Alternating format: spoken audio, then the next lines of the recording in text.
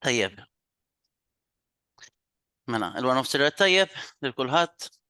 Qabel xejn nirringrazzja lill-membri tal-Għaqda tal-Għallima tal-Malti li joġobhom jerġgħu jistidnuni biex nagħmel din il-taħdita, jew nsejħula hekk, it-tieni waħda tiegħi għalikom li fiha ħanaqsam magħkom dak li tallimt jiena wkoll. Tajjeb jiena hu pjaċir nitgħallem bħalkom però kif qal tajjeb Joseph titilu meta tisma' xi ħaġa kemm intom ilkom forsi tagħllmu il-pronomi tismagħha minn perspettiva differenti mingħand persuna oħra, jista' anke jkun hemm xi affarijiet illi tgħid iva ara din tajba din nieħdu dal-ispunt pereżempju u nitgħallmu dejjem minn xulxin hux veru. Tajjeb, mela, ħalli nibda mill-ewwel tax jiena għandi preparajt naqra mhux ħażin x'ngħidilkom, ħossukom liberi illi meta tħossu il-bżonn twaqfuni tanka waqt li nkun qiegħed nispjega jkun hemm xi ħaġa relatata ma' dak li nkun qed ngħid. Tajjeb li taħsbu illi tridu issaqsuni dwarha qabdu u saqsu. Wara ħajkonna wkoll ħin għal mistoqsijiet kif diġà qalilna Joseph. Tajjeb, nibdew l-aħwa. Mela.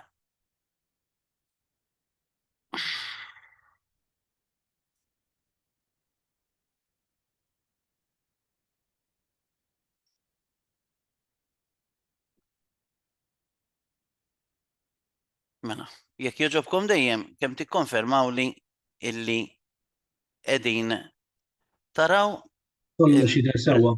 tajjeb wisq. Grazzi. Ngħid u qed nistema' tajjeb ukoll hux vera. Mela, jiena hawnhekk sejjaħtilha il-pronomi memużin għajnu prattiċi u dħulin. All right? Mela.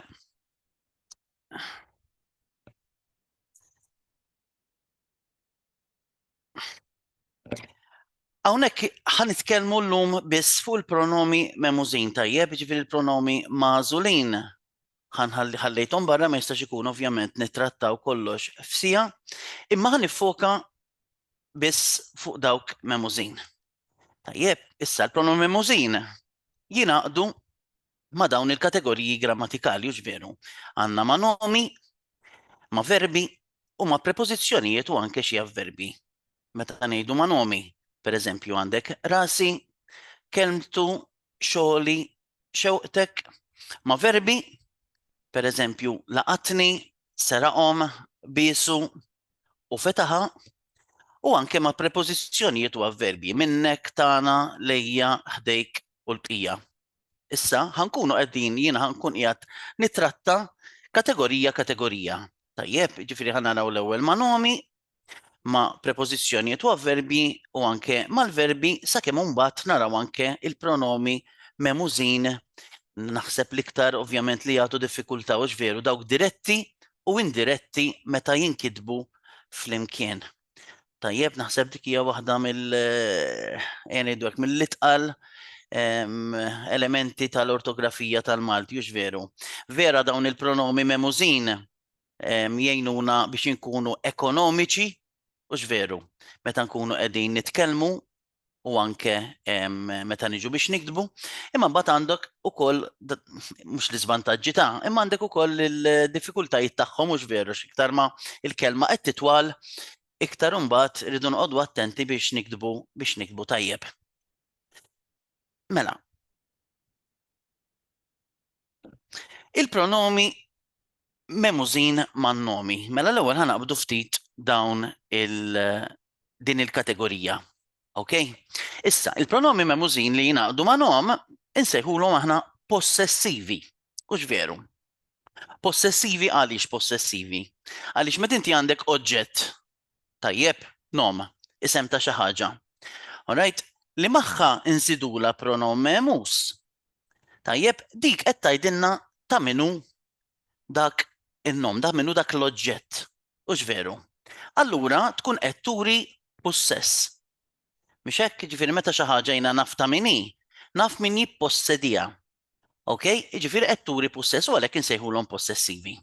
Issa, x'inhuma dawn il-pronomi memużin li ma huma dawk illi jingħaqdu man-nom? Mela fl-ewwel persuna, tajjeb jiġifieri jiena fis-singular, għandek jew il-i jew il-ja. Per eżempju, għandek siqi, ħija, u mbagħad għandek ngħidulu daqsxejn ta' varjant żgħir tajjeb li huwa il-i l-istess ħaġa, imma meta qabelha jkun hemm il-u inżidu wkoll il-we bejniethom. Tajjeb, għaliex il-u meta jkun hemm vokali tmiss magħha veru tidħol il-we bejniethom għalhekk dik il-we. Alright, mela għandek siqi ħija nannuwi. Tajjeb, u hemmhekk daħlet dik il-we. Din ma tantx insibuha veru il-we ma dawn in-nomi, aktarx naħseb illi l-eżempji li għandna huma kollha tal-qraba veru nannuwi, zjuwi u kuġinuwi. Tajjeb, il-bqija dejjem nibdew b'dik il-i u dik il-ja. Il-plural tal-ewwel persuna inna, enneqa, bħal ħalqna, omna u żmienna. It-tieni persuna singular inżidu il-k jew il-ek jew il-ok. Bħal ħuk, riġlek, oħtok. Il-plural mbagħad kom, k-o-m. U hawnhekk fejn aħna nħobbu nisħqu veru meta nkunu qegħdin nagħmlu dawn il-pronomi memużin li kom k-o-m, mhux k-h-o-m. Kif hemm bosta tfal u mhux tfal biss illi ikollhom pronom kom u jidaħlu l-akka mingħajr m'hemm bżonna. Per eżempju għandna darkom mela u idkom. Issa ħanaraw aktar eżempji dal-waqt. It-tielet persuna kif tafu aħna għandna il-maskil u l-femminil, it-tielet persuna maskil inżidu il-u jew inkella meta il-kelma ikoll tkun tispiċċa b'vokali flok inżidu u allura mbagħad inżidu l-akka. Tajjeb bħal wiċċu u mbagħad it-tziju tiegħu ma ngħidux tzjuwu u veru, imma ngħidu tzjuh. Hemmhekk inżidu l-akka. Il-femminil dejjem l-istess, dejjem akka a. Bħal pereżempju ida. Il-plural tat-tielet persuna mbagħad huwa akka o m. Pereżempju kliemhom u ħinhom. Issa. Interessanti għal din il-kategorija għaliex il-kategorija tan-nomi mhijiex bħal tal-verbi, mhux veru. Il-verbi meta ikolli verb dejjem nista' nżid pronom memus miegħu jien, imma n-nomi le. Mhux in-nomi kollha nista' inżidilhom il-pronom memus. Issa, li ma huma dawk in-nomi li normalment inżidu il-pronom memus magħhom. Tajjeb, kif nista' nikklassifikhom hemm xi nomi partikolari li huwa aktar normali li nżid il-pronom memus magħhom. Mela, naħseb l-iktar kategorija ovvjament komuni li tiġina mill-ewwel f'moħħna hija l-partijiet tal-ġisem. Mhux veru, għandek wiċċi, idi, dari, siqi, onqi, għajnek, għajnejk, fwiedi, laħama, minkbu, spallejna, demmhom u kważi kważi għandek il-maġġoranza tal-partijiet tal-ġisem li jieħdu il-pronom memus, iżda mhux kollha. Mhux veru, għandna xi partijiet tal-ġisem illi dawn ma nżidulhomx pronom memus. Tajjeb, bħal kliwi, ma ngħidx kliwiti u veru jiena, imma il-kliwi tiegħi, l-aksa tagħna, jew l-aksa tiegħi, il-ħanek tiegħu, il-kustilji tiegħek. Jiġifieri għalkemm il-maġġoranza tal-partijiet tal-ġisem jieħdu il-pronom memus, għandna mbagħad ukoll xi ftit illi ma jeħduhx. Issa, fil-partijiet tal-ġisem din hija xi ħaġa wkoll illi xi kultant anke jiena stess ninnota li ġieli nisbalja fiha meta nkun qiegħed nitkellem. Alright? Però meta niġi għall-kitba, normalment noqgħod aktar attent biex nikteb tajjeb. Fil-partijiet tal-ġisem nagħmlu distinzjoni bejn nom fis-singular u dak fl-attimtenni. Alright? Kemm il-darba kont inkun fil-klassi jiena u xi ħadd jolli subaħ u jgħidi ħanaħsel idi ser.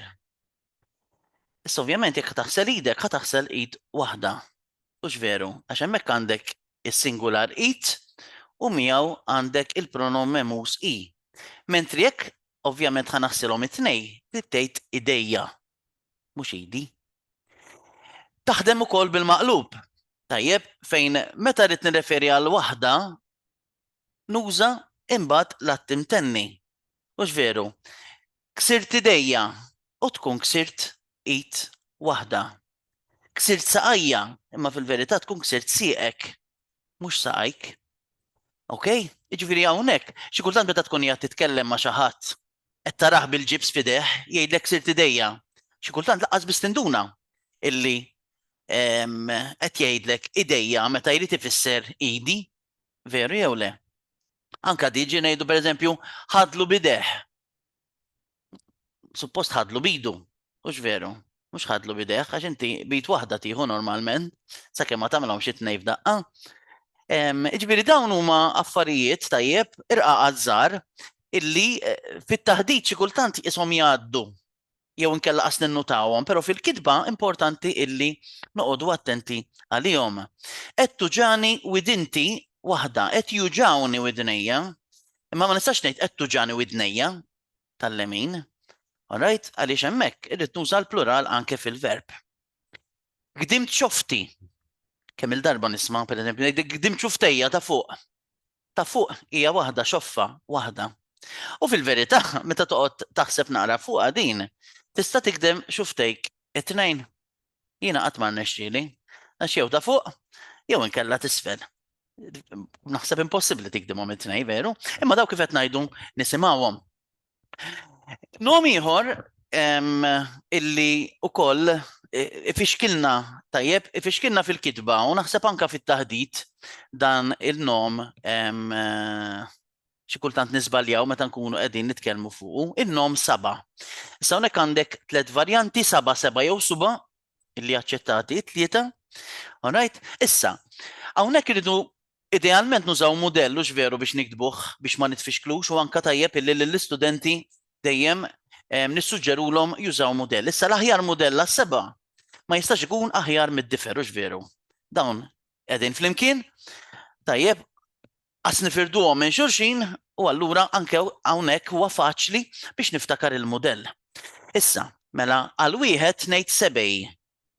Imma ħafna drabi ngħidu subajja. Veru? Subajja, tajt subajja. Flok ngħid tgħid sebej.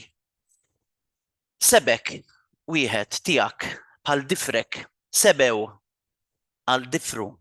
Subaħħa wieħed, subaja tnejn jew inkella il-plural. Alright, jiġifieri ħafna ukoll subaja. Jiġifieri tgħidu l-attim tenni għalkemm aħna ngħidu li jirreferi għal tnejn, hux veru. Jirreferi wkoll għal plural. Alright, l-attim tenni. Fil-fatt anke fl-espressjonijiet u meta ngħidu mort passejn, edna kelmtejn għalkemm qed nużaw l-attim tenni hemmhekk inkunu qed infissru aktar minn tnejn. Mhux hekk? Jew anke lajt daqtejn. Kultant tkun lajt aktar minn tnejn. Mela, subaħħa, subana, wieħed bħal difirna, subakom, kemm hija diffiċli, kemm hija stramba, hux veru? Subakom. Ħafna drabi subajkom. Tant ngħidu subajkom illi subakom kważi tinstema' stramba. Alright? Fuq difirkom u subaħħom fuq difirhom. L-attim tenni m'għandniex problema għaliex dan nużawh ta' spiss veru, xi kultant anke meta rridu nirreferu għal wieħed. Subajk, difrejk, subajh, difreħ, subaja, difreja, subajna, difrejna, subajkom, difrejkom, subajhom, difrejhom. Li hemm interessanti hawnhekk ukoll fejn jitlu iswaba u dwiefer illi s-singular jieħu l-pronom memus. L-attim tenni jieħu il-pronom memus. Imma dawn it-tnejn għandhom il-plural, għal seba' għandna swaba u għal difer għandna dwiefer. Imma fil-plural mbagħad ma jeħdux pronom memus, mhux veru. Ġifieri subajja, swaba ma ngħidx swabajja mbagħad, għal dwiefer ma ngħidx dwifrejja, imma nużaw l-attim tenni biex nirreferu għal plural. Iktar kategoriji oħrajn li magħhom ta' nomi li magħhom inżid il-pronom memus għandek il-familjari u ġveru dawk li jiġu minnek, ir-razza u r-radika. Il-fatt anke ma' dawn iż-żewġ nomi inżidu il-pronom memus u ġveru għal-razza ngħidu razztek, razztu u għal-radika ngħidu radiktek. U l-persuni l-oħra, ommi, missieru, ħija, tsiti, kuġinuk, nantu, bużnannuħ, tsijom, nannuwi, kif qed taraw dik il-wel li semmejna l-ewwel, oħta, għandek ukoll dawk li jiġu minnek u ġveru ħatni, jew ħatnek, jew silfi u silfu, u għandek ukoll il-ħbieb, ħbiebi, ħbiebek, ħbiebna, is-sieħeb u s-sieħba. Seħibtu pereżempju, anke ġbin. Tajjeb, ġbintom, pereżempju, jew ġbintu, li ovvjament xi kultant tieħu tifsira anke differenti u veru. Forsi naqra aktar minn ħabib, jew ħabiba. Issa, meta wieħed jaħseb daqsxejn, tajjeb, meta wieħed jaħseb daqsxejn jinduna illi hemm nomi oħrajn. Tajjeb, nomi oħrajn. Sadaw ma jiġux klassifikati aktarx bħalma nistgħu ngħidu għal partijiet tal-ġisem u għal familjari li ikollhom ċertu affinità mal-bniedem, ċertu qrubija. Tajjeb, jiġifieri b'xi mod dawn huma intrinsikament importanti għalih. U allura ma dawn in-nomi, tajjeb, ma dawn in-nomi joqgħod aktar, forsi aktar minn nomi oħrajn, il-pronom memus. Per eżempju, xogħli, ix-xogħol huwa importanti għalina u veru. Id-dar, dari, il-ħsieb, ħsiebek, ħsiebu, is-saħħa, saħħitna. Għandek iż-żminijiet differenti tal-għajxin tagħna veru tfulija, tfuliti, iż-żożija, żożitna, l-irġulija, ix-xjuħija. Daw kollha jieħdu pronom memus, il-flus. Flusi, flusek. Id-dar, darna u darkom. Tajjeb, il-ħila għamel ħiltek u tirnexxi il-ħila tiegħek. Toqgħodx tilħaq li salibi, is-salib tiegħi, affari tiegħi, affarija u tqis li passija. Ġieli smajnija passija, l-passi tiegħi. Tajjeb, ġejt minn rajja jew minn jeddi. Tajjeb, minn rajja. Rajja hija l-opinjoni tiegħi. Tajjeb, kif nara l-affarijiet jien. Tfisser raj, tajjeb, minn rajja, jew inkella minn jeddi. Tajjeb, il-jedd, tafu x'inhu veru, jedd huwa dritt. Fil-fatt ngħidu m'għandekx jedd inti tagħmel dik il-ħaġa, minn jeddi ġifieri bir-rieda bil-volontà tiegħi. Naħseb it-tnejn smajnihom mhux veru dawk minn rajja jew minn jeddi. Interessanti wkoll illi insibu l-użu ta' dawn il-pronomi memużin man-nomi tajjeb f'diversi uwiel u djomi u dawn interessanti. Il-fatt hawnhekk ħansemmi biss xi wħud minnhom jiena.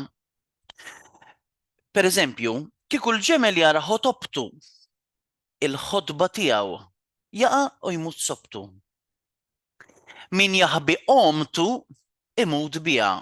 Omtu l-omma tiegħu. Dan huwa xi kliem illum il-ġurnata ma tantx nużawh u veru. Imma interessanti kif missirietna meta ħarġu b'dawn l-espressjonijiet tajjeb għarfu jużaw il-pronom memus anke ma' dawn in-nomi. Omtu hija l-omma tiegħu. Il-fatt għandha t marbuta kif qed taraw. Alright, l-inkwiet id-dwejja jew id-deni. Min jidħol bejn il-basla u qoxrita, il-qoxra tagħha jibqa' b'riħita. Tajjeb, riħita hija r-riħa tagħha. Okej, mhux ir-riħ, ir-riħa. Bormod ġarek tfuħ aktar minn ta' darek. Ħoll dlilek u ġib iż-żejt. Normalment ngħidu ħoll xarek u ġib iż-żejt. Tajjeb, jeżisti anke il-varjant ta' dan ta' din l-espressjoni u veru. Dlil huwa xar twil. Tajjeb, aktarx lix twil. Tajjeb, ħoll xarek u ġib dlilek u ġib iż-żejt.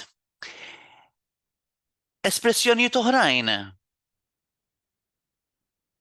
Inqela f'żejtu, iż-żejt tiegħu. Naħseb dina qas nużawha ħlief f'din l-espressjoni, hux veru, żejti, żejtek, pereżempju. Rid jagħti xturu. Tajjeb, xturu. Xturu huma x-xtur tiegħu. Issa x-xtur tafu x'inhu meta ngħidu post imxattar.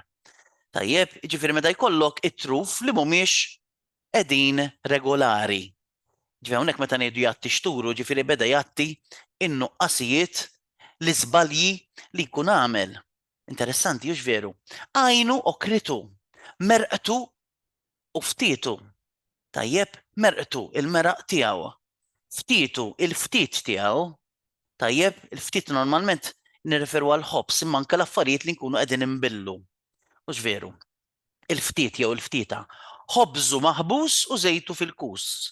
Għandek il-ħobs tiegħu, aħna l-ħobs ġeneralment ovvjament ħobżi, ħobżok, tittibżaq għal ħobżok, għal ħobs tiegħek. Ok? Kutu, qrunu f'butu, għandek il-qrun ukoll hux veru, u l-but li nżidu ukoll il-pronom memus. Kulħadd tiressa in-nar lejn xawwatu. Ġieli smajnija din l-espressjoni xawwatu. Xawwatu huwa l-ikel ix-xawwata tiegħu, l-ikel li jkun qed isajjar. Jew inkella għandna varjant ieħor kulħadd jiġbed lejn xawwatu. Kulħadd jiġbed lejn l-interessi tiegħu, ix-xawwata tiegħu. Suppost, tajjeb, meta jkollna l-kliem in-nomi li jispiċċaw bil-qa, inżidu it-t marbuta. Orajt, jiġifieri jekk nimxu mar-regoli, tajjeb, xawwata tiġi xawwattu. Mhux veru bħalma l-patata tiegħu tiġi patattu. Mhux hekk? Jew patatti kif ngħidu. Ġifieri dik supposti t marbuta. Imma minn daw ikollna wkoll xi eċċezzjonijiet jew inkella xi raġunijiet oħrajn għaliex bdew jingħadu b'dak il-mod partikolari.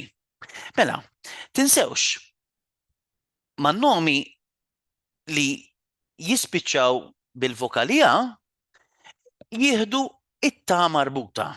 Meta jinemżu magħhom il-pronomi. Tajjeb, in-nanna tiegħi, nanti. L-ispalla tiegħi, spalti. Tajjeb, it-sija, tsiti, tsitek, il-kelma, kelmti, kelmtek. Da mhux li jtuna wis diffikultà, imma xi kultant laqqas nagħtu każ hux veru li toħroġ dik it ma' dawn in-nomi. Għaliex? Għax toħroġ b'mod naturali. Toħroġ b'mod naturali. Għandna wkoll xi eċċezzjonijiet żgħar hux veru. Bħalma għandek pereżempju l-kelma triq li tispiċċa bil-q u xorta inżidula t marbuta, triqti, triqtek, triqtu u l-bqija. Anke l-kelma meraq li rajna fl-espressjoni. Merqtu, il-meraq tiegħu dak jiġi, ma ħsibx li tiġi l-merqa tiegħu dik, il-meraq tiegħu x'veru, ukoll hemmhekk għandna it-t marbuta. Tajjeb, spalla wkoll hija kemm kif naqba eċċezzjoni fil-plural u x'veru fl-attimtenni, għax ngħidu spalti, spaltek, imma mbagħad fil-pronom għaw memus meta ikun l-attimtenni ngħidu spallejja, mhux spaltejja. Ġifieri hemmhekk it-t titlaq. Ara f'xuftejja ma titlaqx, f'kuxtejja ma titlaqx. Imma fi spallejja hemmhekk b'xi mod ovvjament telqet ukoll. Tajjeb, xi nomi oħra li jieħdu l-pronom memus u l-modelli li jinbnew fuqhom. Fin-nomi, kif tafu mela n-nomi mhumiex daqshekk komuni bħal verbi, għandna nomi li ma jeħdux pronom memus. Tajjeb, il-mejda, is-siġġu, il-karozza. Tajjeb, hemmhekk m'għandniex pronom memus magħhom dawk. Ngħidu tiegħi, il-mejda tiegħi, il-karozza tiegħi. Għandna nomi oħrajn kif dejna naraw bħal dawn li għandhom lajn u lakka u li tajjeb illi insibu l-mudell it-tajjeb biex nibnuhom bih. Mela għal xogħol li għandha lajn fin-nofs jew sem li għandha lakka fin-nofs nistgħu nużaw il-mudell laħam. Jiena nħobb insemmi 3 mudelli għal dawn in-nomi li jkollhom lajn u lakka fin-nofs. Tajjeb, laħam, xaħam u ġisem. Tajjeb, għax bihom kollha niffurmaw il-bniedem mhux veru. Il-laħam, ix-xaħam u l-ġisem. kollha huma modelli tajbin. Tajjeb, fuq laħmu nagħmel xogħlu. Fuq laħamhom nagħmel xogħolhom. Għal plural, xogħlijiet li nużawha ħafna nużaw laħmijiet jew xaħmijiet, hux veru. Jekk nuża il-mudell ġisem mbagħad fil-każ tan-nom sem ħajaqdini. Għax għal ġisem nuża iċsma, hux veru. U għal sem nuża isma. Tajjeb, dik l-akka hemm min il-sena jgħid isħma. Hux veru. Għataw min il-sena ta' dik l-akka wkoll. Mela semna u semek. Nom ieħor, l-lum il-ġurnata ma tantx nużawh tajjeb, il-nom sena, trade. Ok, hemmhekk nistgħu nużaw il-mudell kamra, hux veru. Għandek kamarti, kamartek, kamartu. Il-femminil noqogħdu attenti wkoll għaliex xi kultant meta ngħidu hux veru ngħidu jew nisimgħu ħafna kamarta flok kamrita. Ok? Issa, għaliex hemmhekk nibdlu il-mod ta' kif inżidu il-pronom. Kamarti, kamartek, kamartu. Tajjeb, imma mbagħad mhux kamarta, kamrita.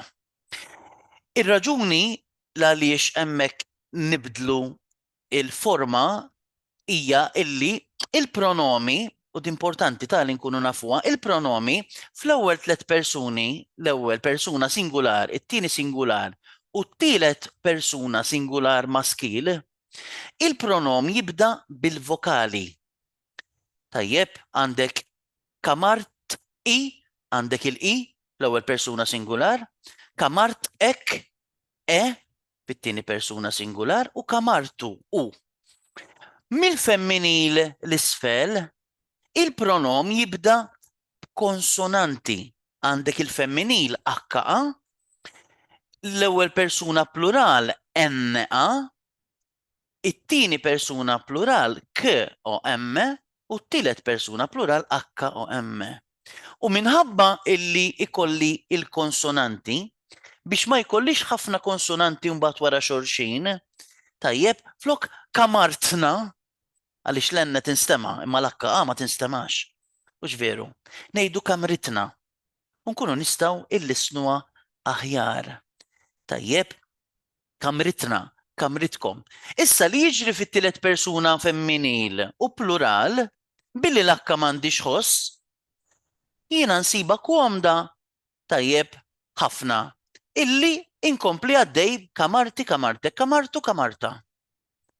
Mhux hekk? Għax flok il-i, il-e u l-u, issa qed ngħid il-a, kamarta. Alright? Imma fil-kitba tajjeb huwa għaqli illi inżommu tajjeb inżommu mal-grammatika tajjeb u nikdbu kamrita. Tajjeb sakemm ovvjament ma jkunniex xi aġġornamenti illi jgħidulna illi dawn nistgħu inqisuhom korretti it-tnejn li huma. Okay? Iktar. Dan huwa nom interessanti. Tajjeb il-nom fema. Il-nom fema. Il-nom fema jista' jieħu żewġ modelli illi huma aċċettati it-tnejn li huma. Għandek mudell bħal kelma u mudell bħal kamra. Jekk nużaw kelma, ngħid kelmti, kelmtek u kelmtu. Mela, nikteb femti, femtek u femtu li naħseb li huwa l-aktar mod komuni u veru li naraw użat għal dan in-nom.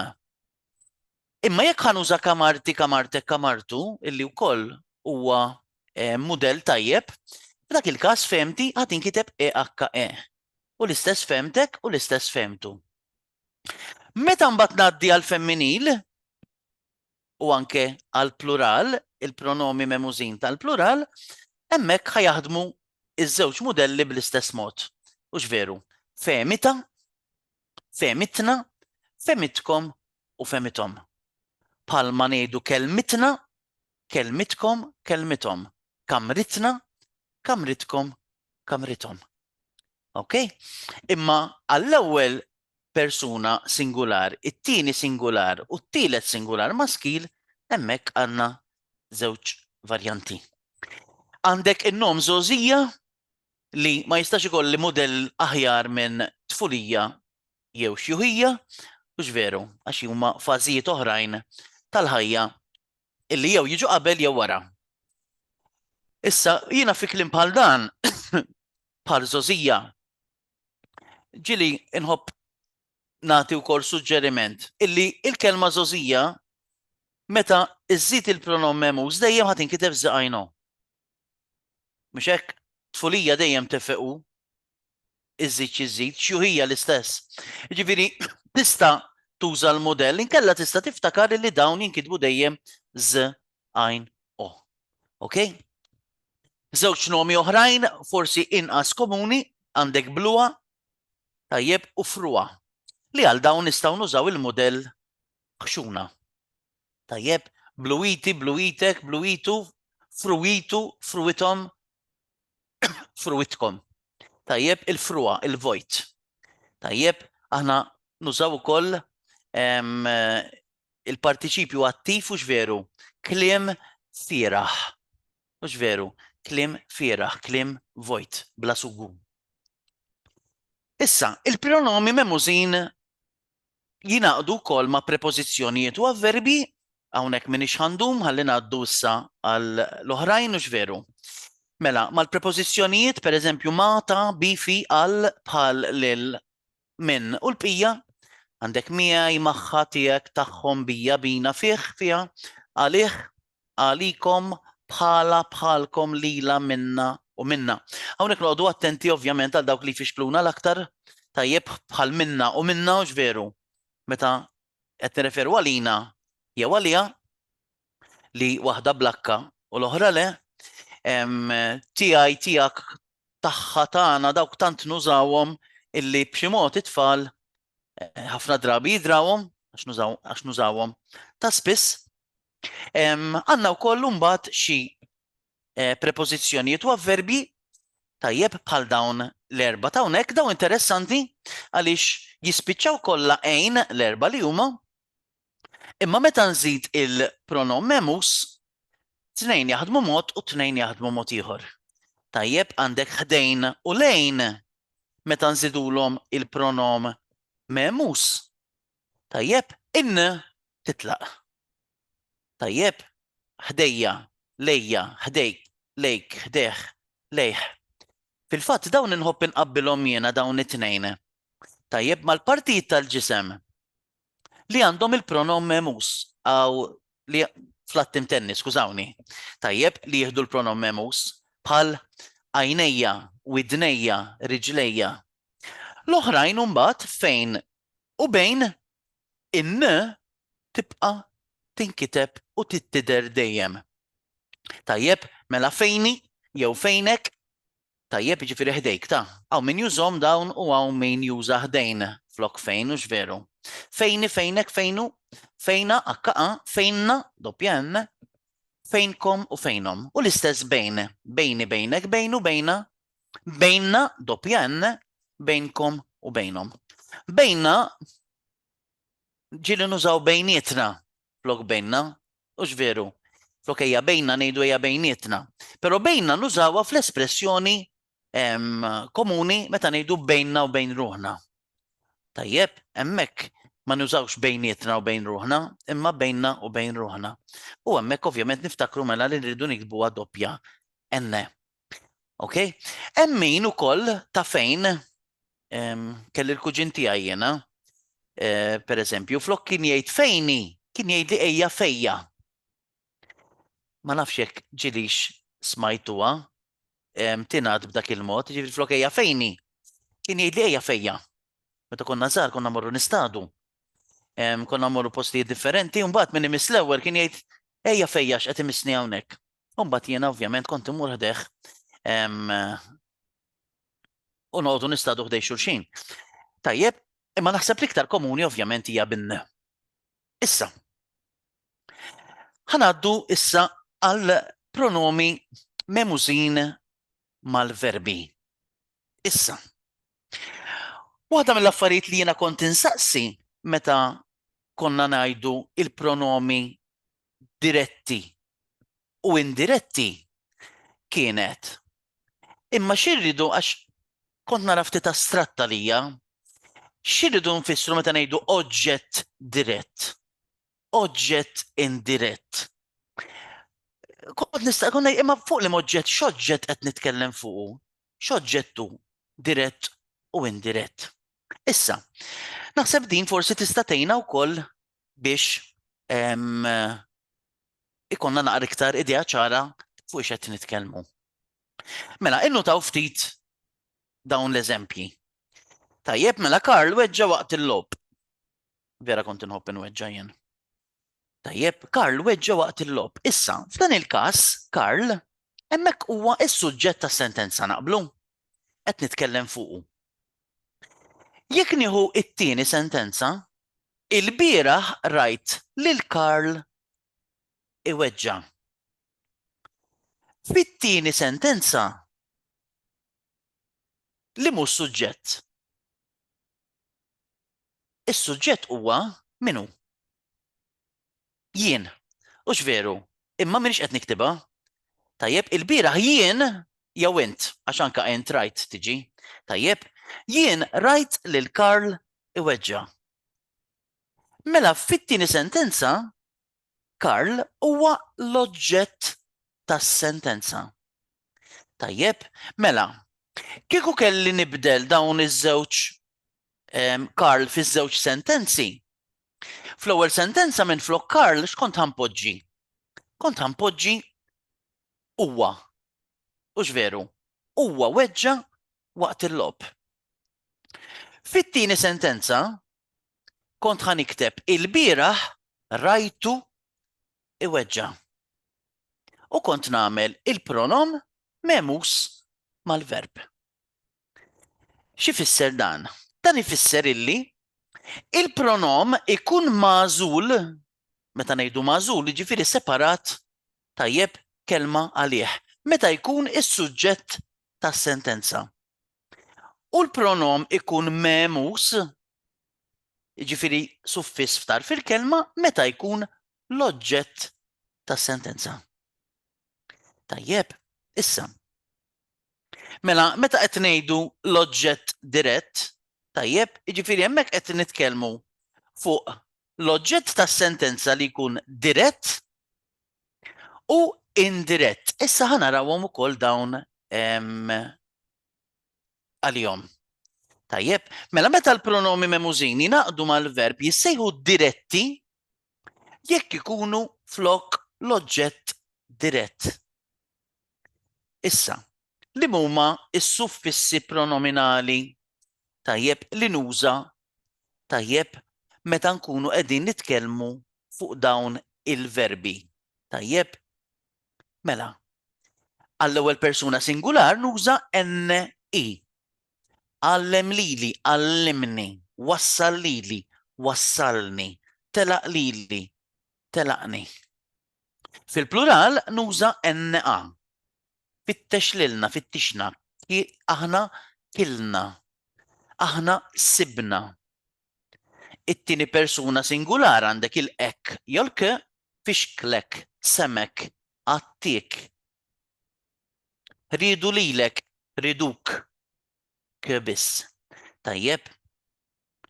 Plural kom l-istess bħal nomi din ome. Takom, talilkom, ritkom, ritlilkom, ħabkom, ħaplilkom. It-tielet persuna il-maskil għandna l-istess il-u jew l-akka meta l-verb ikun jispiċċa bil-vokali. Sab lilu sabu, ara lilu raħ. Miss lila missa.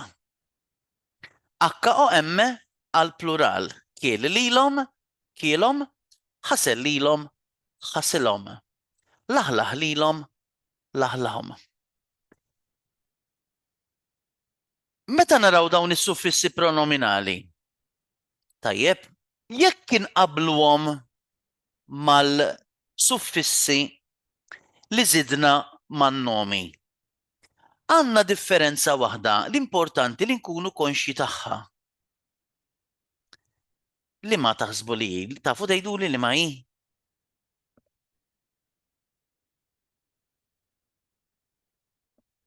Hemm waħda partikolari. L-importanti li nkunu konxi tagħha. Liema waħda hi?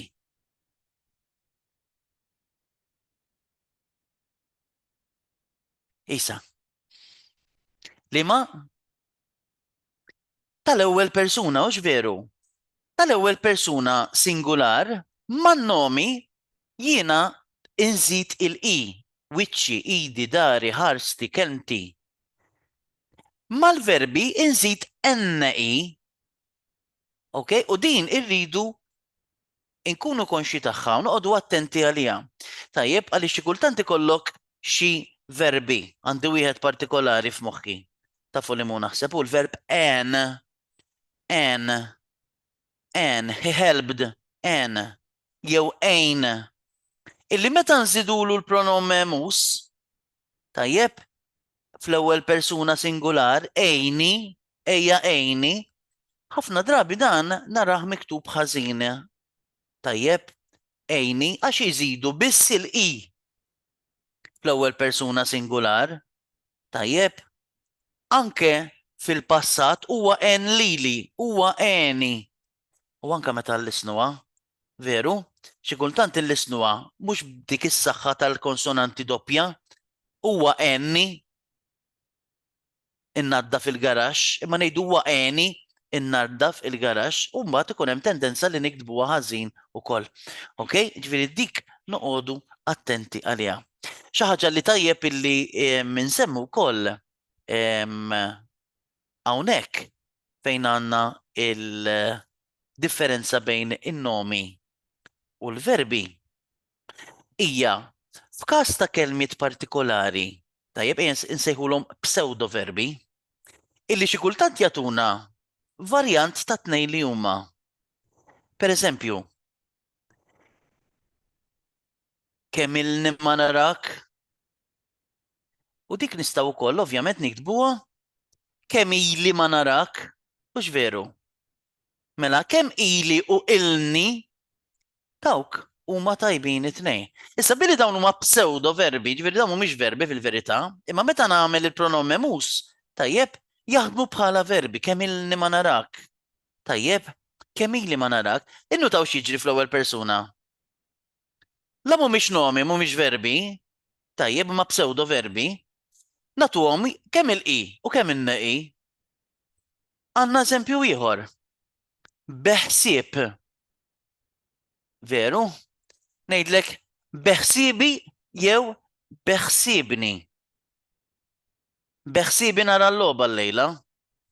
Sakemm Karl ma jdum xi 3 sigħat fil-lezzjoni, veru? Beħsiebi jew beħsiebni, jew bil-i jew n-i. U ovvjament anke għandna eżempju ieħor ta' moħħ. Ġieli notajna? Flok ngħidlek moħħi fik. Jew moħħni fik. Tajjeb, moħħni fik. Hemmhekk inżidu l-enne. Sa normalment ma' moħħ inżidu l-i, hux veru, għax huwa nom. Imma meta ngħidlek moħħni fik, hemmhekk qed nuża bħala verb, jiġifieri ħsiebi fik, qiegħed naħseb fik. F'dawk il-każi, kif qed taraw ikonna żewġ modi, hux veru. Ikonna żewġ modi. Tajjeb, nużaw il-modelli għal-verbi li fihom lajn u lakka. Okay, issa dawn ovvjament meta nkunu qegħdin nagħmlu l-modelli, importanti illi it-tfal kemm jista' jkun l-istudenti jiffamiljarizzaw ruhom ma' dawn l-imberkin modelli. Tajjeb, bat il-verb seraqni. Tajjeb, laqani kisirni. Wedni berikni. Il-verb wiet, tajjeb, nużaw birek. Dan il-modell birek, kux veru, jina nħobb nsejjaħlu l-modell l-imbirek. Għax imnallanna lilu għal-verbi ta' t-tielet forma u lilu bissanna. Veru, il-modell l-imbirek. U dawn naħseb huma l-aktar verbi, jew fost l-aktar verbi li għatu diffikultà. Għax ħafna minnhom għandhom li, tajjeb, għandhom lajn jew lakka, u allura għandek diversi possibiltajiet ta' kif tiżbaljhom, mhux veru. Fem lilhom propjament, mhux veru, nużaw berikom. Waqqa lili, waqqani, kisser lili, kissirni. Refa lilhom, refaħħom, kiser lilhom, kisirhom.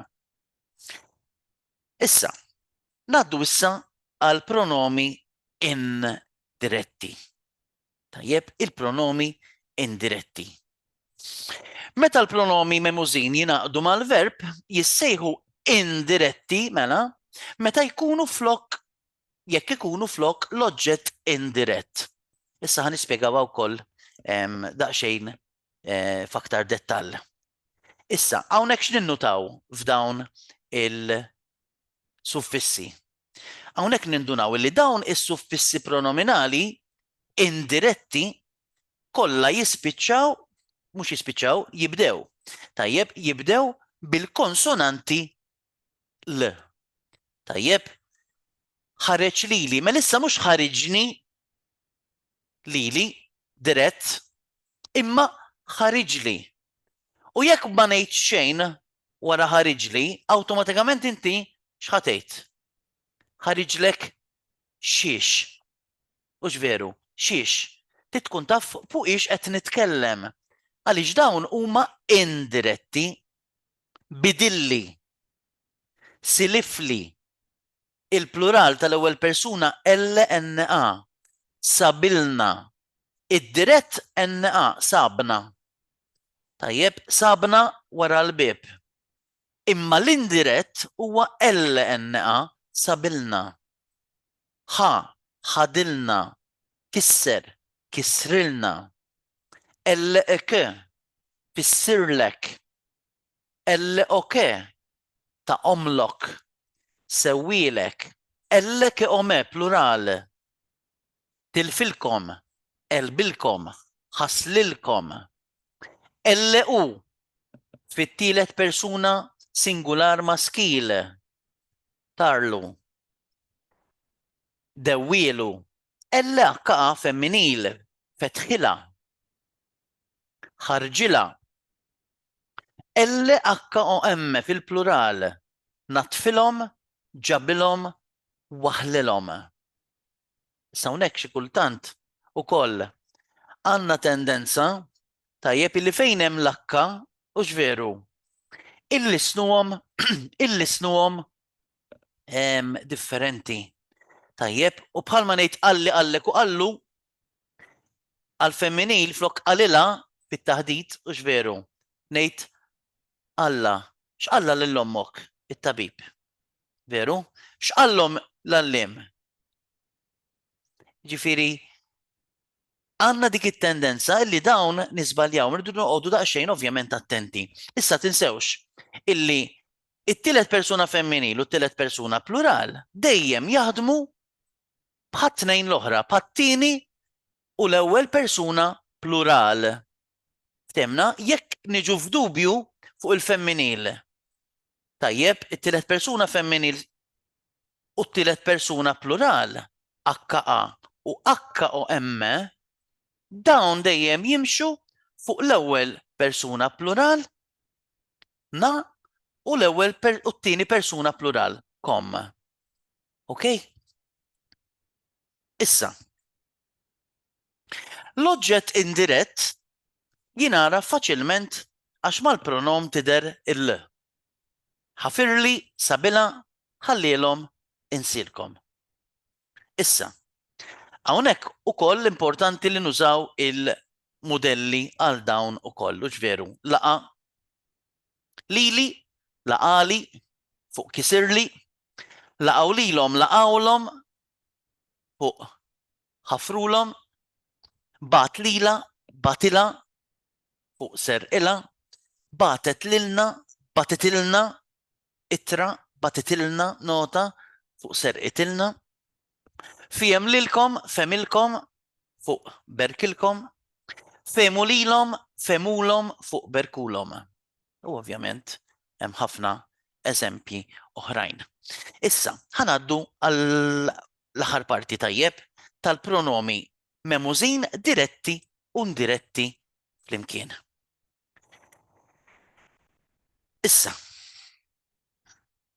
meta jkollna dawn iż-żewġ pronomi flimkien, tajjeb id-diretti u l-indiretti, Jiena nħobb nispjegahom b'dan il-mod. Tajjeb. Mela, meta jkolli d-dirett u l-indirett, id-dirett fin-nofs, tajjeb, jiġifieri l-oġġett li ħankun qed nitkellem fuqu. Dak jista' jkun wieħed minn tlieta. Jew oġġett maskil, jew oġġett femminil, jew oġġett plural. Issa, jekk ħajkolli l-oġġett maskil, ħanżid HU, jekk ħajkolli l-oġġett femminil, ħanżid HIE, jekk ikolli l-oġġett plural, ħanżid HOM. Hawnhekk l-iktar waħda illi tfixkilna hija t-tielet persuna maskil singular. Ħanaraw ftit hawnhekk. Mela, innutaw illi f'din it-tabella għandkom il-possibiltajiet kollha li jista' jkolli meta jkolli pronom dirett u indirett flimkien. Tajjeb, issa ovvjament mhux se nistudjawha, imma ejja naraw x'ikun qed jiġri mela. Kieku naqbad verb jiena, pereżempju, il-verb qasir, verb sempliċi sab. Sab. Tajjeb, sab. U għandi oġġett maskil, oġġett femminil u oġġett plural. Ejja ngħidu sab il-mobile. Sab il-mobile lili. Sabuli. Mela mal-verb sab ħanżid l-HU tal-oġġett dirett u l-LI tal-indirett. Lilek, sabulek, sabulu, tittamel l-H wara l-B, sabula, sabulna, sabulkom u sabulhom. Kieku flok mobile kelli ċavetta u tlifta, hemmhekk ħanejdlek sabili. Mela għandek il-verb sab,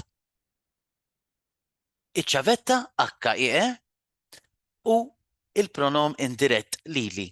Sabili, sabilek, sabilu, sabila, sabilna, sabilkom, sabilhom. Kieku flok ċavetta waħda kelli ma txwivet? Tajjeb, iktar minn waħda, kont ngħidlek sabomli. Iċwivet, sabomlok, sabomlu, sabomla, sabomlna, sabomlkom u sabomlhom. Issa f'din it-tabella kollha, alright, f'din it-tabella li għandna hawnhekk, irridu nżommu f'moħħna dawn il-ftit punti li ġejjin. Innutaw illi meta jkollna il-pronom dirett u indirett flimkien mal-verb, għandek l-akka li ħatider dejjem fin-nofs. Jiġifieri fil-bidu tal-pronom dirett ħatider dejjem l-akka. U mbagħad mal-pronom indirett ħatider dejjem l-elle. Li huma dawk li nisbaljaw l-iktar jew inkella l-tfal jiżbaljaw l-iktar, l-istudenti kull min jikteb, li huma li jiżbaljaw l-iktar.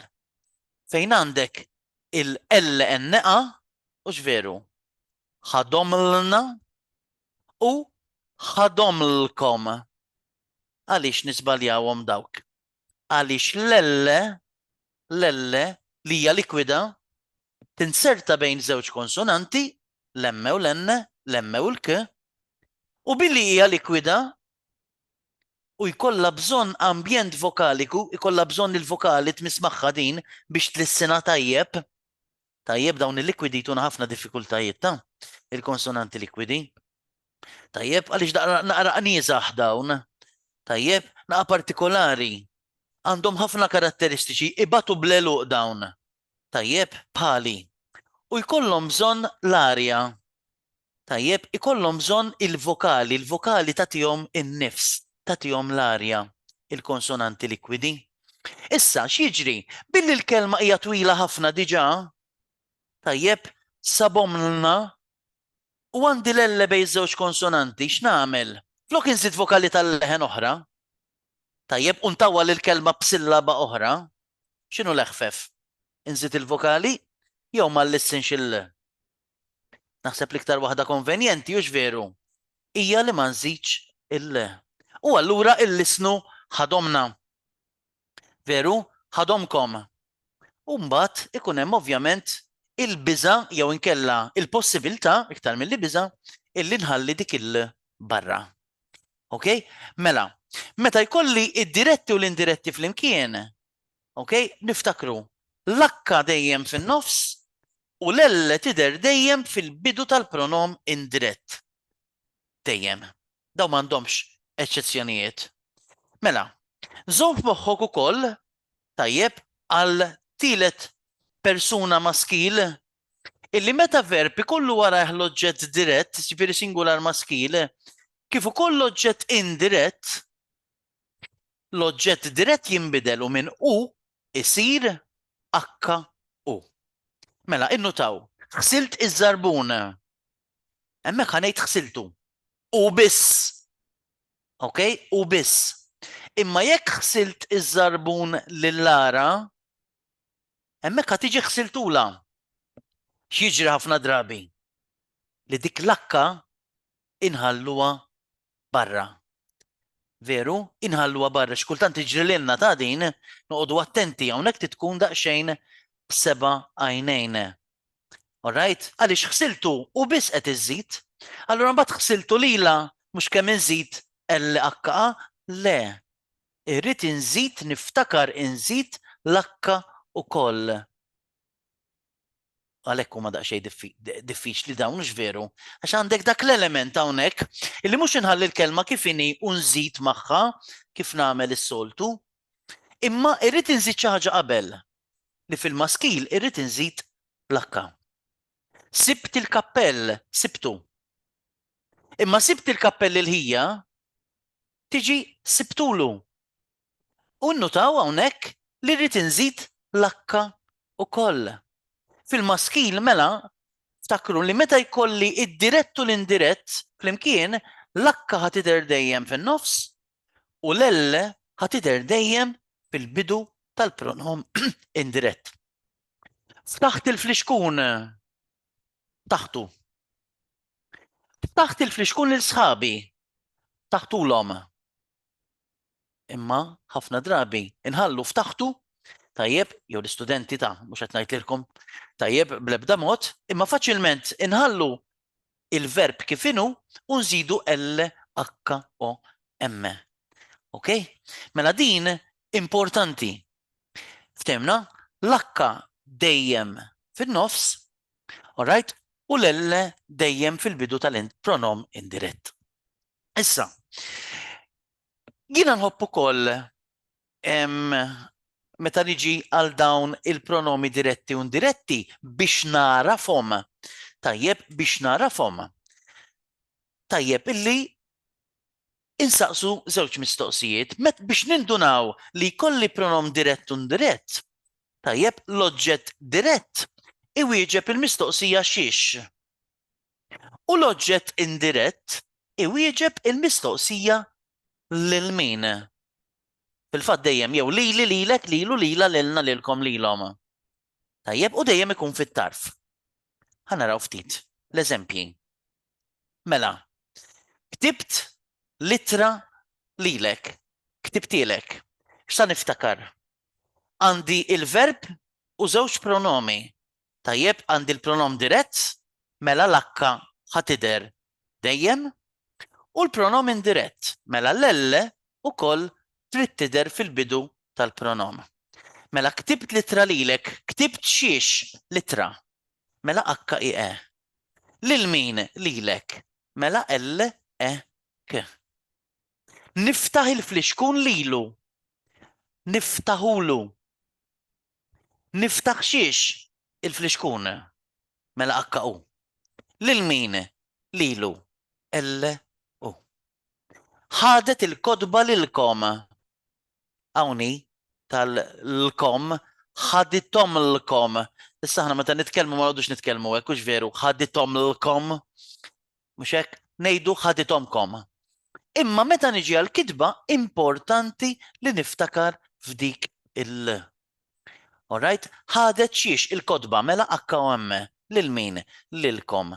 L, K, O, M u di darba mingħajr l-H. Okay? Issa, aktar eżempji, ħaferidnu bit lilna, ħafiromlna. Araw, dik l-elle ma l-lissiniex, ħafiromna. Imma ma ninsewx nikbuha. Jekk niftakru jew jekk narfu li hawn ikolli il-pronomi diretti u indiretti flimkien. Alright? Ħaniftakar illi fin-nofs ħajkolli l-akka dejjem u fit-tarf ħajkolli l-elle ukoll. Meta ngħid fit-tarf jiġifieri fl-aħħar pronom, fil-bidu tal-pronom indirett. Natfet iż-żarbun lilu, natfitulu, natfet xiex iż-żarbun, mela kkaw. Lil min lilu, ellew. Sarraf iċ-ċek lilhom, sarrafulhom. Sarraf xiex iċ-ċek akka'u. Lil min lilhom, LHOM. Daw tajjeb illi jekk inkunu qegħdin nagħmluhom mal-istudenti ovvjament il-kbar, tajjeb tas-sekondarja. Jekk naqsmu l-kelma fi tlieta kif qed nagħmel hawnhekk, tajjeb il-verb, il-pronom dirett u l-pronom indirett u niftakru l-akka fin-nofs u l-elle fil-bidu, tajjeb daqsxejn prattika, tajjeb naħsebtejn biex niftakruhom. Waddab il-blalen lilna, waddabhomlna. Tajjeb għandek waddab xiex il-blalen HOM lil min lilna LNA. Ħaslet il-ħwejjeġ lilkom, ħaslithomkom. Ħaslet xiex il-ħwejjeġ HOM lil min lilkom LKOM. Seraq il-karozza lila, seraq ila. Seraq xiex il-karozza HIE lil min lila LHA. Ħulitra lila, ħudila. Għandek hawnhekk dak huwa verb irregolari għaliex tidħol id u x'veru meta inżidu il-pronom, tajjeb ħudiela għandek ħequd xiex litra HE u LHA. Issa, xi eżempji blajnu l-akka, waqqal fl-ixkun lili, waqqaħuli, għanna l-istess ħaġa, però hawnhekk ovvjament irid insib modellu x'veru. Kisser il-fliexkun lili, kissiruli. Alright, ġifieri niftakar li għandi r-re malajn u mbagħad għal pronomi diretti. L-akka dejjem tidher u mbagħad l-indiretti tidher il. Bat irrigallilu, batulu, seraqulu, PM issomhom lilkom, femhomlkom. U hawnhekk ħarġa jiġi l-mudell imbierek u x'veru. Bierek, berikomlkom. Wedna ir-risposta lila, wedniela, berikniela.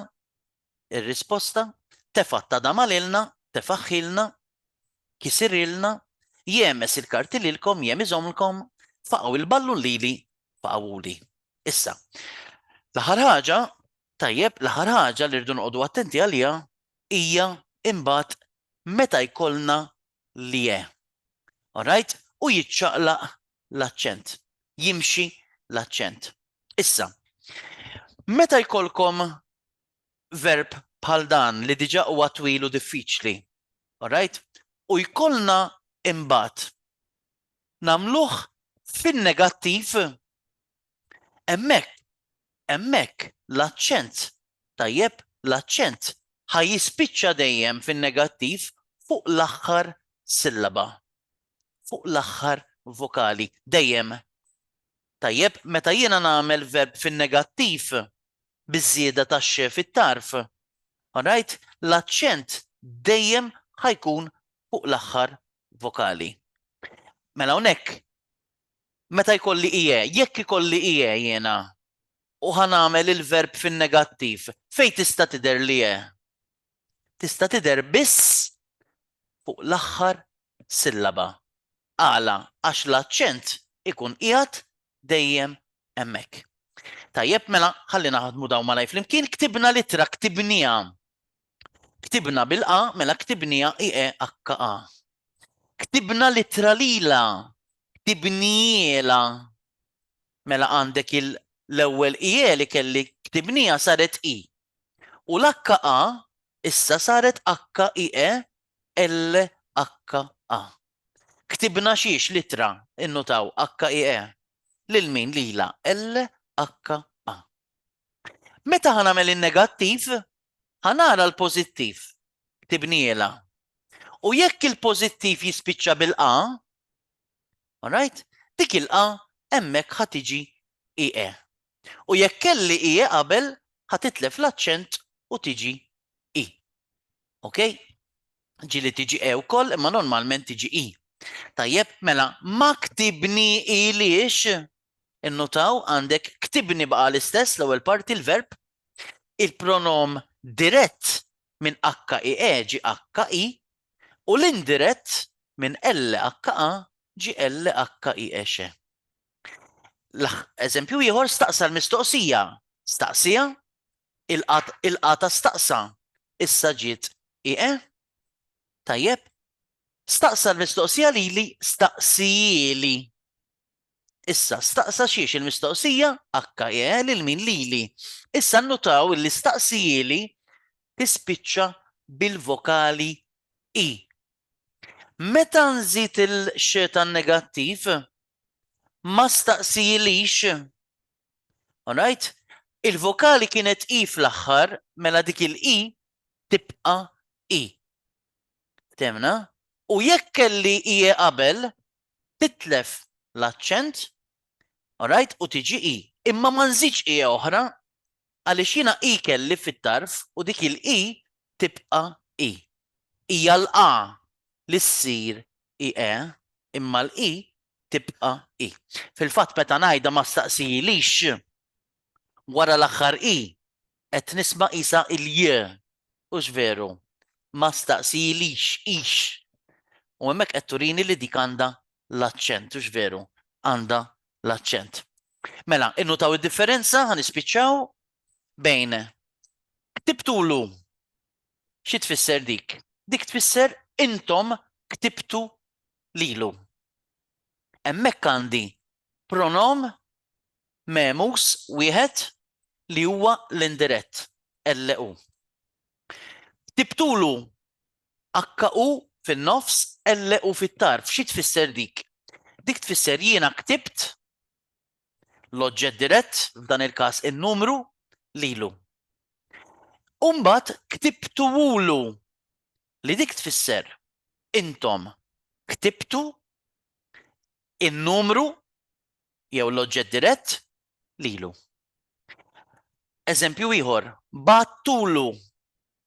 Mela, jekk għandi hemmhekk m'għandix H fin-nofs, dik tfisser intom battu lilu.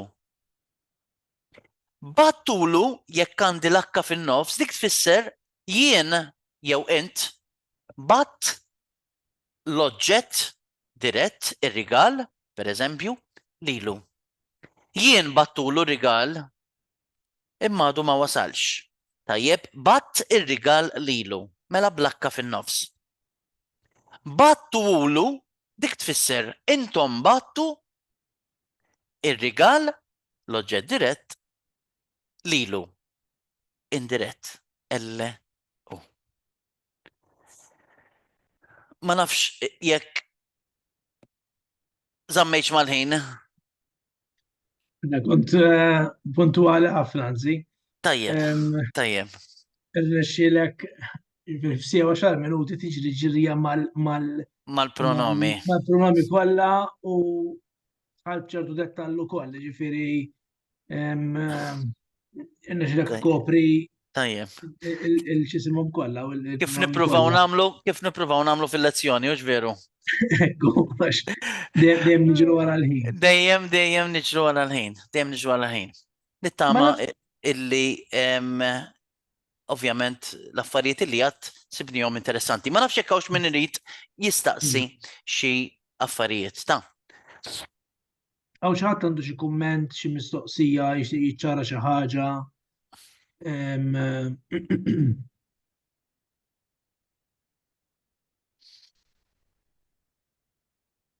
Għawek għanna mistoqsija ta' Bertram.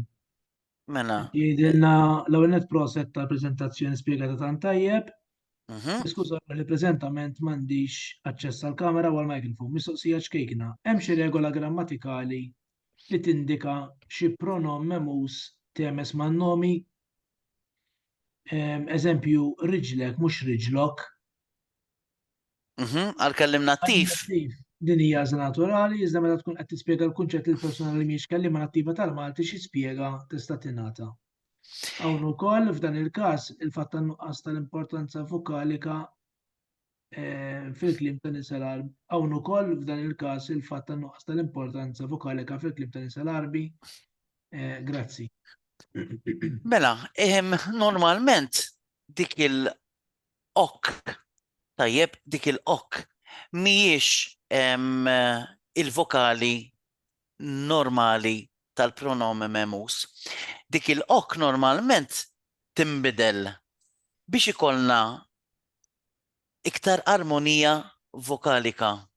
Tajjeb, aktarx li qabilha dik ikollok vokali oħra o.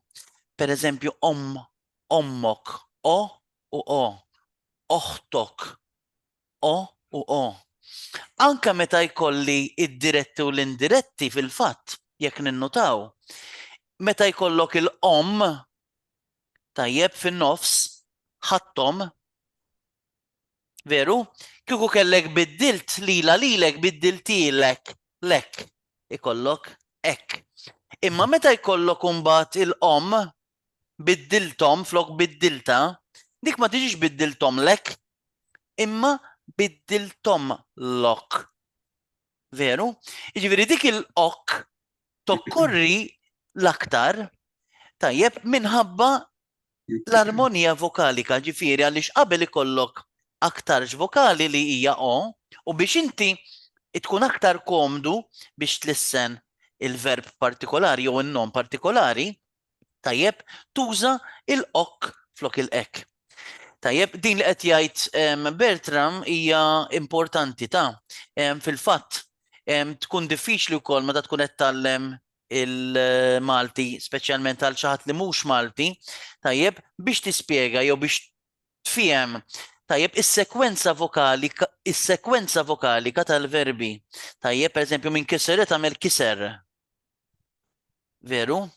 Imma keberet tagħmel kiber. Tilef tagħmel tilef.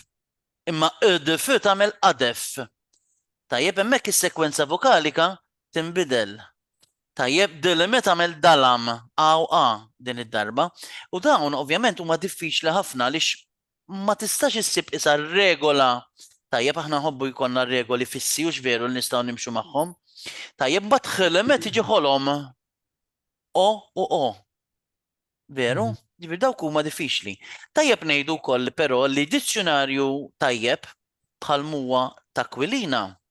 Tajjeb, T'Aquilina, meta tmur tfittex dawn il-verbi, normalment meta nfittxu f'dizzjonarju ħafna drabi morru nfittxu t-tifsira biss. Mentri fil-verità jkun hemm minjera ta' informazzjoni, tajjeb, ma' dik il-kelma, u fid-dizzjonarju T'Aquilina, aw għal min forsi ma jafx, meta tmur tfittex il-verb, tajjeb, itik ukoll fil-parentesi is-sekwenza vokalika ta' meta ikun ikkonjugat. Tajjeb, u dik hija biċċa informazzjoni importanti. Tajjeb, għandna aktar diffikultajiet? Hawn xi mistoqsija oħra? Marjan. Edha mute. Mela.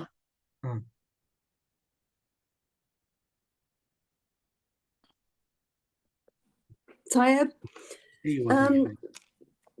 biex inkompli bid-idea ta' kalima mhux nativi. Per eżempju, kellna id u idejn. Kieku kont naf, nassumi li ngħid idi u idejni.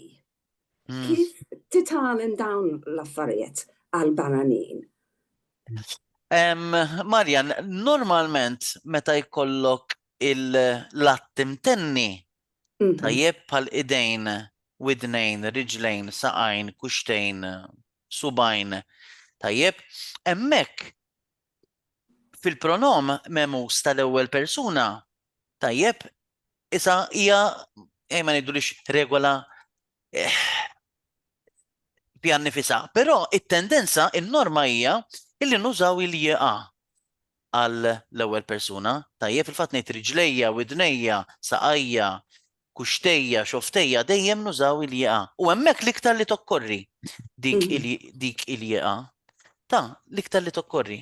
Pero kif rajna xi kultant ikonna wkoll dawn kif taqbattajt l-eċċezzjonijiet u x'veru illi insibuhom spiss kemm meta qed nitkellmu fuq il-sekwenzi, kemm meta qed naraw il-pronomi, kemm meta rajna t marbuta. Tajjeb, imma ovvjament dawn ma kull lingwa għandha l-eċċezzjonijiet tagħha, ġifieri dawn ma jagħmlu xejn inqas lil-Malti. Hawnhekk għandna mistoqsija oħra minn kumment ta' Joan. Mela, xtaqt insaqsik dwar in-nom kidba u n-nom kidbiet. Tajjeb meta nemżu il-pronom memużin magħhom, tajjeb il-kidba tiegħi tiġi kidbiti u l-kidbit tiegħi tiġi kidbieti. Għax kultant jiġini dubju. Iva, tajjeb, met inti issa jkollna xi nomi illi ħajdru ftit strambi. Tajjeb, met inti tgħid ix-xewqa tiegħi tiġi xewqti, xewqtek, xewqtu u tagħha tgħid xewqita bil-vokali i. Imma meta tgħid ix-xewqiet tagħha, imbagħad tiġi xewqieta. Jiġifieri aktar minn xewqa waħda. Tajjeb, jiġifieri hemmhekk irridu nagħmlu differenza. Tajjeb, bejn is-singular, tajjeb, u il-plural. Per eżempju, ħafna biġrajja u ġrajiet din ukoll. Iva, ġrajiti. Bħal ġrajjita u ġrajjieta, per eżempju. Ekku, ġrajjita hija waħda. Tajjeb, imma ġrajjieta huma ħafna ġrajjiet tagħha. Alright? Xewqita l-istess. Saħħita bil-i, saħħita kieku għandek aktar minn saħħa waħda li dika ovvjament ma nużawiex. Tajjeb, imma kelmita wkoll. Tajjeb u kelmieta. Drawwita, tajjeb waħda tiġi bil-i. Tajjeb, drawwieta bl-je tfisser id-drawwiet tagħha. Okay? Ġifieri l-istess meta ngħidu sura. Surti, surtek, surtu, surita bil-i hija waħda. Surieta meta għandha aktar minn sura waħda. Tajjeb, ħajti, ħajtek, ħajtu, ħajjita bil-i. Ħajjita meta jkollok xi qattusa u jkollha 9 ħajjiet u x'veru. U tkun qed tirreferi għal xi waħda minnhom partikolari. Mela, għandek iktar diffikultajiet, mistoqsijiet?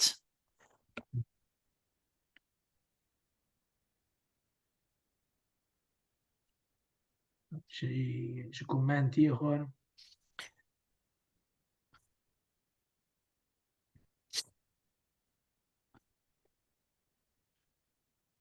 Tajjeb, mela naħseb nistgħu nikkonkludu.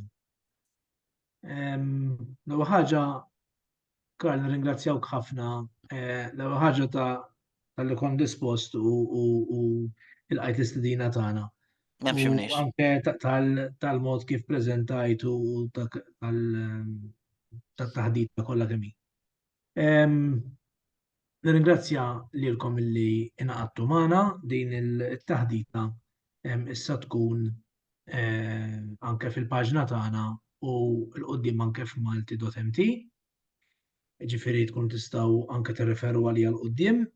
Ovvjament aħna nieħdu pjaċir jekk dak li jkun mhux immur mill-ewwel recording imma anke jingħaqad magħna xi jkun hemm anke forsi li wieħed isaqsi mistoqsija, jagħmel kumment u bis-saħħa tiegħu igawda ħadd ieħor ukoll diffikultà tiegħu tkun id-diffikultà tal-oħrajn. Għal din is-sena skolastika issa li waslet fit-tmiema naturalment din hija l-aħħar taħdita, jekk Alla jrid is-sena d-dieħla sena skolastika li ġejja nibdew sensiela oħra.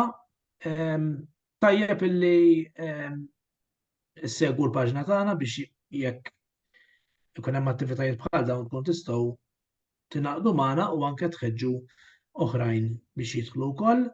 U finalment, dawk foskom imma involuti fit-tagħlim u forsi għadhom mhumiex membri tal-Għaqda tal-Ulema tal-Malti, inħeġġhom ħafna illi jingħaqdu magħna, il-formula qiegħda fil-paġna tagħna tal-Facebook u jekk tħossu li forsi b'xi mod tistgħu tagħtu kontribut anke fil-ħidma tal-għaqda, nieħdu pjaċir ħafna li jkollna ma' min nikkollaboraw u li jkollna żjed min jaħdem għax dejjem hija problema biex issib nies biżżejjed għal dak li tkun tixtieq tagħmel. U mbagħad ovvjament ikollok tillimita ruħek fil-proġetti li tidħol għalihom mhux veru. Mela grazzi mill-ġdid, insellmilkom u nixtieqilkom il-lejla tajba. Grazzi lilkom u grazzi lil kulħadd. Grazzi ħafna. Grazzi.